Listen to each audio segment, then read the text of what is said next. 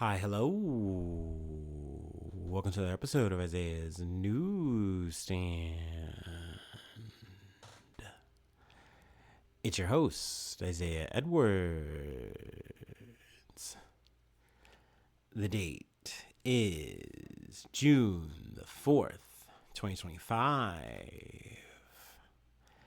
Hopefully, this episode finds you well, in good spirits, and high hopes. As for me, I'm doing pretty good.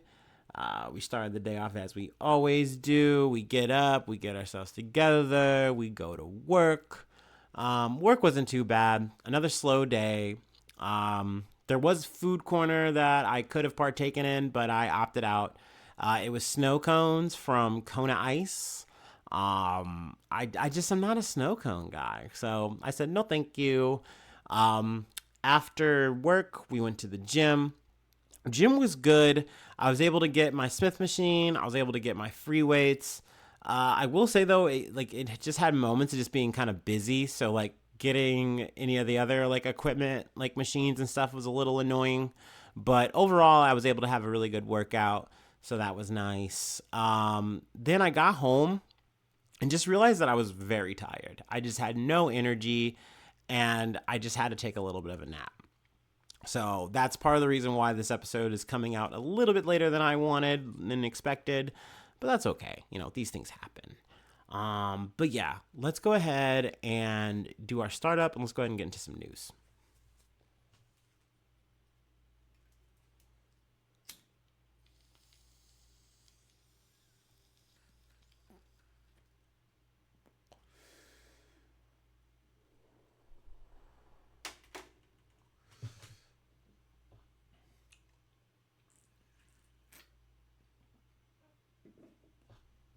All right. Our first story comes from the Associated Press. Trump announces travel ban and restrictions on 19 countries set to go into effect Monday morning. Monday 12:01. Sorry. I added the morning part. President Donald Trump on Wednesday resurrected a hallmark policy of his first term, announcing that citizens of 12 countries would be banned from visiting the United States and those from 7 others would face restrictions. The ban takes effect Monday at 12:01 a.m., a cushion that avoids the chaos that unfolded at airports nationwide when a similar measure took effect with virtually no notice in 2017. Trump, who signaled plans for a new ban upon taking office in January, appears to be on firmer ground this time after the Supreme Court sided with him. Some, but not all, 12 countries also appeared on the list of banned countries in Trump's first term. The new ban includes Afghanistan, Myanmar, Chad, the Republic of Congo, Equatorial Guinea, Eritrea, Haiti, Iran, Libya, Somalia, Sudan, and Yemen. There will be highlighted restrictions on visitors from Burundi, Cuba, Laos, Sierra Leone, Togo, Turkmenistan, and Venezuela. In a video released on social media, Trump tied the new ban to Sunday's terror attack in Boulder, Colorado, saying it underscored the dangers posed by some visitors who overstay their visas. The suspect in the attack is from Egypt, a country that is not on Trump's restricted list. The Department of Homeland Security says he overstayed a tourist visa. Trump said some countries had deficient screening and vetting or have historically refused to take back their own citizens. His findings rely extensively on an annual Homeland Security report of visa overstays of tourists, business visitors, and students who arrive by air and sea, signaling out countries with high percentages of remaining after their visas expired. I must act to protect the national security and national interests of the United States and its people, he said in his proclamation. I think this is just more Trump admin bullshit. Like they stated in this article, he's done this before in his first term. This seems to be a more streamlined version, but it's the same bullshit. It is the idea that he is doing America a favor by keeping out other, less desirable nations. I'm putting that in quotations because I just feel like that is how the perception is from the Trump admin, and that is what they intend to insert. So, I think especially too that this lines up with what the Supreme Court is going to allow, most likely, that this is probably not going to have too much friction or too much static. It's just going to be something that he gets to get away with, which is unfortunate. I don't think this is something that's going to make America safer or greater in any kind of capacity. It's just going to make it harder for other people who are trying to potentially get out of these countries for whatever reason. You know what I mean? Plus, it shouldn't be a problem to be able to travel. Like, we're not even talking about situations where people are, migrating illegally or anything like that. I mean, you're talking about a potential of someone overstaying their visa. At least that's the excuse that's being put up right here and now. And it's like, yeah, we're going through all these measures for just these countries. We don't need to worry about any of the fancy Western ones. Those are going to be fine for sure. Those are all good. We're doing this off of data now, y'all. Like, this is so much better. It's so much cooler. So much more ethical. Sure. We can go ahead and move on though from this story. From ABC News. Let me scroll up here. Sorry. 2 Chinese nationals charged with smuggling potential agroterrorism fungus into the U.S. Two Chinese nationals have been charged with allegedly smuggling into the U.S. a fungus called Fusarium germinarum, which scientific literature classifies as a potential agroterrorism weapon, the Justice Department said Tuesday. Yongqing Jian, 33, and Zunyang Liu, 34, citizens of the People's Republic of China, were allegedly receiving Chinese government funding for their research, some of it at the University of Michigan, officials said. The complaint also alleges that Jian's electronics contain information describing her membership in and loyalty to the Chinese Communist Party, a DOJ press release said. It is further alleged that Jian's boyfriend, Liu, works at a Chinese university where he conducts research on the same pathogen, and that he first lied but then admitted to smuggling Fusarium germinarum into America through the Detroit Metropolitan Airport so that he could conduct research on it at a laboratory at the University of Michigan, where his girlfriend Jian worked, according to the press release. Attorney General Pam Bondi said in a statement that the Justice Department has no higher mission than keeping the American people safe and protecting our nation from hostile foreign actors who would do us harm. The FBI says that Fusarium germinarum causes head blight, a disease of wheat, barley, and maize, and rice, and is responsible for billions of dollars in economic losses worldwide each year. The alleged actions of these Chinese nationals, including a loyal member of the Chinese Communist Party, are of the gravest national security concerns. These 2 aliens have been charged with smuggling a fungus that has been described as a potential agroterrorism weapon into the heartland of America, where they apparently intended to use a University of Michigan laboratory to further their scheme, U.S. Attorney Jerome Gorgon said. Today's criminal charges levied upon Yongqing Jian and Zunyang Liu are indicative of the CBP's critical role in protecting the American people from biological threats that could devastate our agricultural economy and cause harm to humans, especially when it involves a researcher from a major university attempting to clandestinely bring potentially harmful biological materials into the United States. U.S. Custom and Border Protection Director of Field Operations Marty C. Raybon said. Jian was scheduled to appear Tuesday afternoon in federal court in Detroit for her initial appearance on the complaint, the DOJ said. The affidavit alleges that Jian and Liu were dating and also researching the biological pathogen, and when questioned about smuggling the pathogen into the United States, lied to authorities at the Detroit airport. Let's see, skipping ahead here.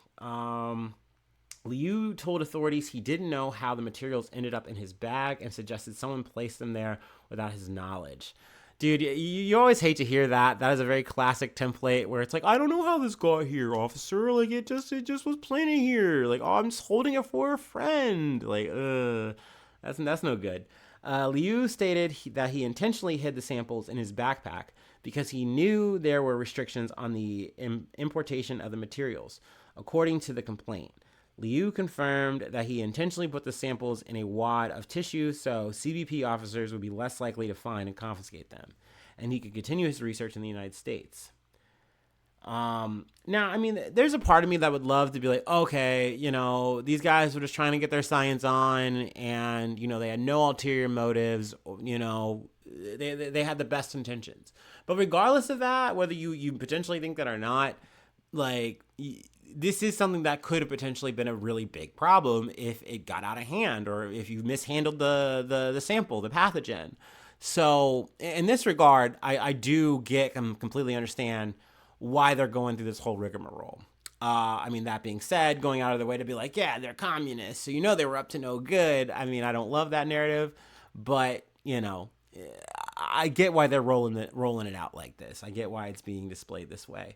I will say, though, the caveat I will add is that with the Trump administration, it always feels like they cry wolf all the time, if you know what that phrase is. And so it makes it hard to trust anything that they kind of wind up saying. Like any of their official statements, it just was like, okay, like what was it? The other day I was seeing part of a story where apparently someone wrote out this like assassination attempt for Donald Trump, and they got arrested or something. And I'm like, oh, okay, well that's pretty scary. But then it like there's holes in that, and they just kind of took story and ran with it, and like they said, yeah, that's why we arrested and detained this person. Like, so I don't know. It is one of those things where it's like, I mean, there might be teeth to that story, to this story, and other stories that we wind up covering on here. Things that the fucking Trump administration does. But it's very hard to believe, for me, at least. I'm always a bit skeptical until I get more of the details. But on this situation, I was like, oh, yeah. So you hit him. And then once you hit him with oh, yeah, I don't know how these got here, dude. That's crazy. Like, no. Things are adding up in a bad way against you guys. So that's a bummer. You hate to see it, Anyway, let's go ahead and move on to our next story from The Hill. Arrest made in Palm Springs fertility clinic bombing. Law enforcement officers arrested a man linked to the fatal bombing at Palm Springs, California, fertility clinic last month.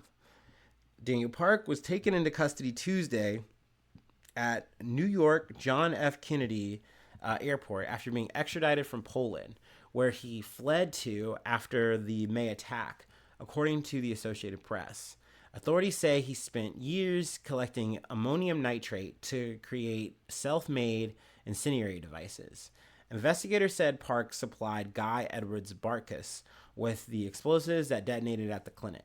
Police said he shipped Barkus 180 pounds of ammonium nitrate in January, in addition to a separate package with 90 pounds of the chemical ahead of the fertility center strike. The two reportedly met online in a chat room that promoted anti-life rhetoric in opposition to population growth. Barkus was killed by the bombing, but police haven't said whether or not his death was intentional. Park made his first federal court appearance Wednesday to answer for the crime. So yeah, I had no idea that there was like another suspect involved in this. So this was all news to me upon reading. But I mean, yeah, an update all the same. It seems like this guy was like, okay, I'm going to, make this shit happen, and I'm going to bounce. I'm going to get out of here. But they wound up catching him, and, now he is going to be put through the system.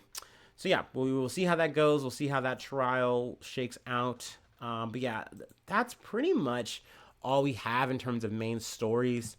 Let's go ahead, though, and take our last break, and I'll kind of do a little quick rundown, just headlines. Do a little headline hunting.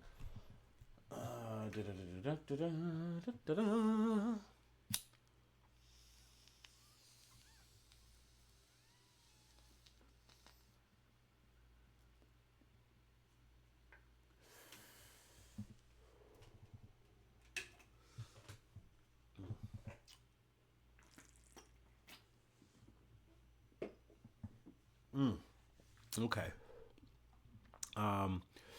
Let's see. Trump bars foreign nationals. Oh, see, I hate this. I actually can't read it from here. Trump issues new ban on international students at Harvard. Then we got Elon Musk complaining about the big, beautiful bill. He pretty much took to Twitter and called the bill an abomination and more or less threatened politicians, like any other Republican senators who are going to vote for it. He's like, I'm going to try to make sure you get primaried. So he's talking shit, still being divisive, even though he's no longer like the official head of Doge, making some waves there. And the last headline I wanted to get was hundreds of Venezuelans deported to El Salvador have right to challenge detention. U.S. judge rules. Now, I don't know how much merit or bearing that's going to have for the people who have been sent to El Salvador, if that's actually going to be something that gets them out. But, it's still an update all the same. So I figured I'd go ahead and mention that. That's it. That's pretty much all we have for today. Let's see. If you'd like to help out, support the effort, I do have a Patreon. Patreon.com/IsaiahNews. Become a newsie today. Free ways to hit me up, IsaiahNews1@gmail.com. Feel free to follow me or the podcast on any of the socials. Subscribe to the YouTube, follow on TikTok, follow on Spotify, follow on Apple Podcasts, whatever listening platform you prefer. Hit the like button, leave a cool comment. Sharing is caring. And hopefully I see you soon for some more good news. I love ya. Bye-bye. Mwah.